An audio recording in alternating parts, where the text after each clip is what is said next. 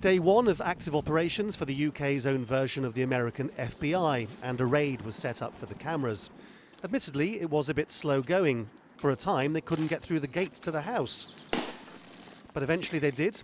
National Crime Agency, open the door. Knocked on the door and got in. And out came a man in handcuffs suspected of organised identity theft. What was most striking about it was the sheer ordinariness of the street. But the government believes there are 5,500 criminal gangs operating in the UK, and looking normal is part of their disguise.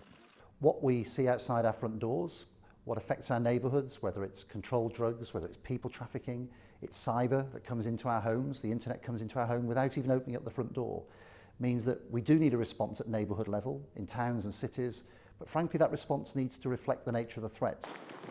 Law enforcement agencies are increasingly having to work across borders as crime has become as globalised as the economy. Here, some people from Eastern Europe are arrested over allegations they were running a people trafficking ring from a flat somewhere in London. With large numbers of women being trafficked into forced prostitution in the UK, the National Crime Agency will take over border security too. It all plays into a greater political strategy by the government to get rid of unwanted outsiders.